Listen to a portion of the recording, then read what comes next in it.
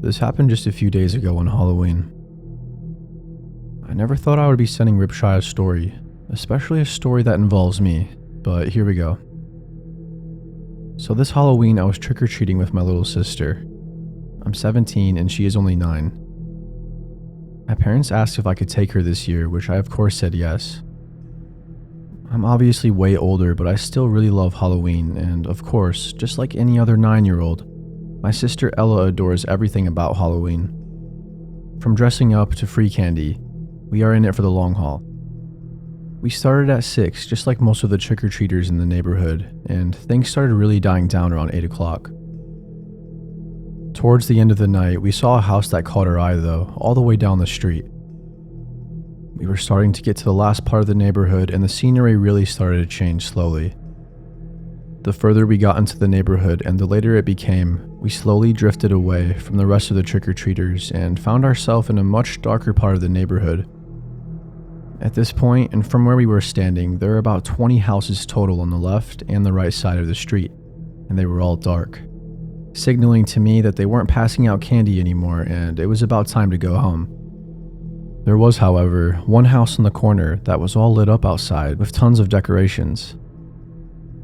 It seemed to be the last house, all the way in the back.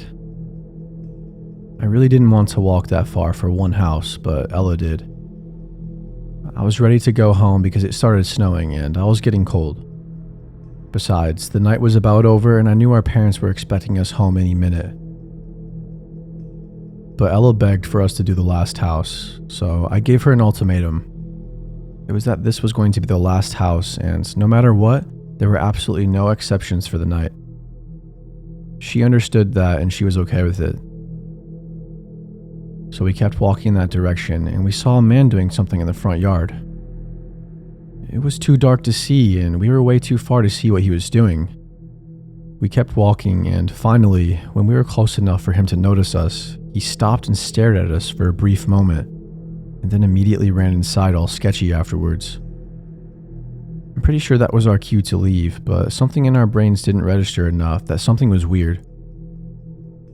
Well, I did get an uneasy feeling inside, but I don't know what I was feeling truthfully. I didn't think anything bad would actually happen. My first thought was that it was all part of the gimmick, like to try and scare us. Either that or he was hiding from us because he was done handing out candy for the night. I was ready to turn around, but I don't know what got a hold of me and why I didn't. Almost like I was trapped in purgatory and I wasn't in control of my body. We just kept walking until we were at the front of the driveway. Ella asked what I was waiting for and she took off without me. Before I could grab her, she was already halfway up the steps. Before either of us knocked on the door or yelled trick or treat, everything went dark. All of the Halloween decorations suddenly went out, and moments after we were greeted with the same exact man we saw just a few minutes ago. He was wearing a Michael Myers costume, and he didn't say a word. He stepped out on the porch and stared. I was terrified at this point, and something told me it wasn't a joke. Suddenly, he lunged for my sister and tried to actually grab her. He thankfully missed and tripped while doing so down the steps. I grabbed Ella's hand and we ran and screamed like nobody's business. He started chasing after us, but lucky enough, after screaming, a few neighbors were alerted and they walked outside. Wannabe Michael took notice of this and he ran back into the house. We continued running and called our parents, and they picked us up and we called the police immediately. We'll never fully know who it was under that mask because the man was gone before the police even showed up. They found footsteps that led through the backyard from the snow and through some woods, and eventually to the road. He either had a getaway car or he ran somewhere safe. Either way, it's all extremely creepy and I've legit had nightmares about him since the night it happened. The house was abandoned and is known for in the neighborhood over the years for having troubles with squatters. Man, it would have been nice to know that. A lot of people believe it was some guy who was in prison that was just let out recently after 20 years for attempting to murder his wife and daughter. He's also a sex offender. It's a good thing the neighbors heard us screaming for help and that they came out to investigate, because I'm sure that he was way faster than us. He was huge. I'm sure if he really wanted to, he could snatch both of us up at the same time.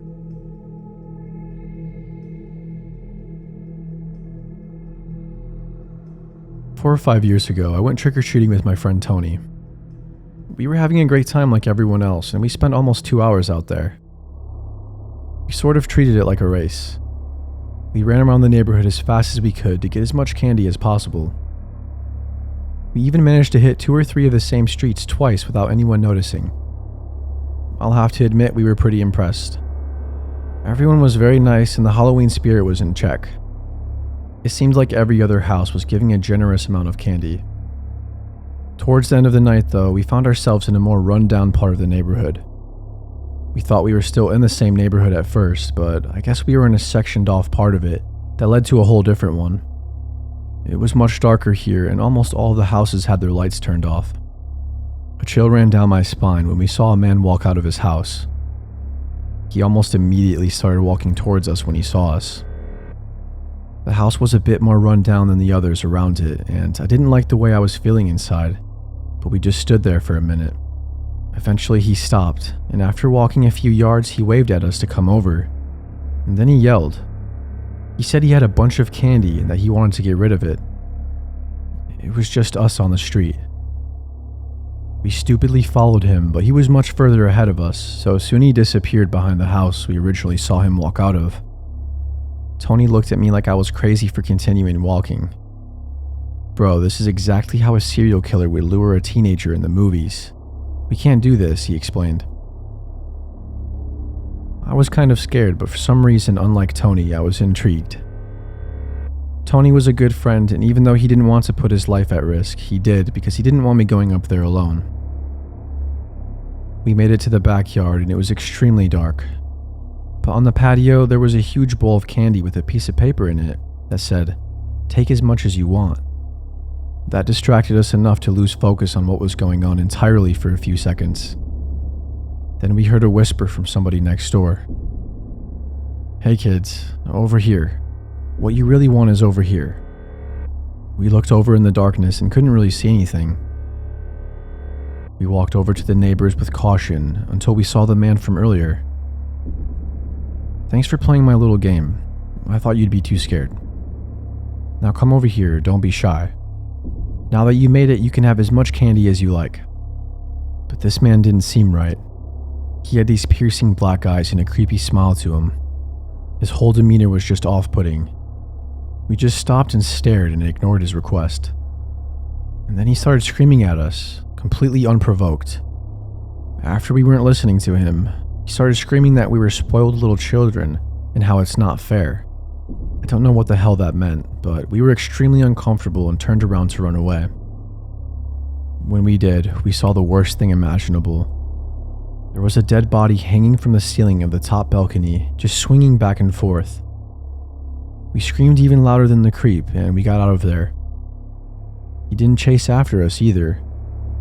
My mom called the police when we got home, and the dead body was still there when the police showed up, but the man was gone.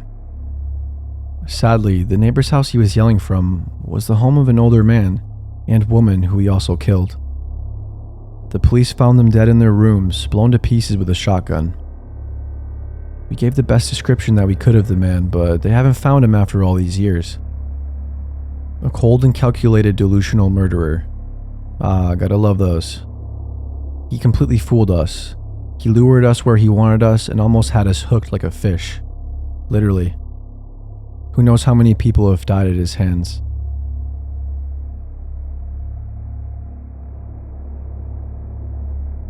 This happened years and years ago, but since all the horror narrators are sharing Halloween-themed videos, I'm going to take a chance and share my story. 2012, I was 19 years old and with a group of friends. Some people might think that 19 is too old to trick-or-treat, and maybe they are right, but we didn't really care about that. I mean, we weren't really in it for the candy, mostly just to walk around and have fun. Maybe scare some middle schoolers along the way. The neighborhood we were in was actually just a short walk from where I lived, so I met up with one of my friends, Jackson, and we walked from there to meet our other friends. We definitely hit a few houses for free candy, but not too much of that. We joked around and walked the neighborhood, and about halfway through the night, Jackson pointed something out. "Guys, look up there." He was pointing at a house, and it took me a second to fully realize just what he was talking about. He was talking about the upstairs window. There was a man clearly staring at us with a mask. The house was dark and almost no light was coming from it, so we could barely even see him. We all joked and laughed about it, and we thought it was a prop or something, or that if it was a real person, he was probably just having fun and trying to scare us. Meanwhile, we kept walking and finished up trick-or-treating. After about 30 or 45 more minutes, it was time to leave. We were heading to where we came from, and that meant we all had to pass the house that we saw that one guy upstairs, until it was time to part ways. As we passed the house, I pointed out that the man was gone. So, more than likely, it was a real person. We chatted about that for a bit, and we all agreed the whole thing was slightly creepy. But hey, that's Halloween for you. That's pretty much the whole point. Our friend group slowly started going their separate ways, one by one, until it was just Jackson and I again. And even shortly after that, Jackson had to take a separate way as I did as well. Now I was alone, with about 10 minutes of walking time left. I would say about 2 or 3 minutes later, I saw someone standing in the middle of the street. They suddenly turned and locked eyes with me. My heart crumbled as I was hit with panic. I just knew it was him. That guy we saw earlier in that house upstairs. Even though I could barely make out his face the first time I saw him, I just knew it was him. It was like I was having flashbacks, or someone or something was out there looking out for me. I instantly had this feeling to run. But I had to run past him to get home. So that's exactly what I did. I managed to get past him even though he started chasing me. He followed me all the way home and my dad had to come out and intervene. I'm so glad he was home. He never bothered us again after that night. My dad didn't call the police because he thought it was some sick prank. Which maybe it was, but it was way too far if it was. I personally feel like he was trying to hurt me, or even worse. I know he enjoyed scaring me like that, which is the sickest part of it all. We were hauling ass, running for like 7 minutes. A full freaking mile. There's no way he was joking. That's not a prank. That's straight up stalking with intent to physically assault me in some way, to say the least.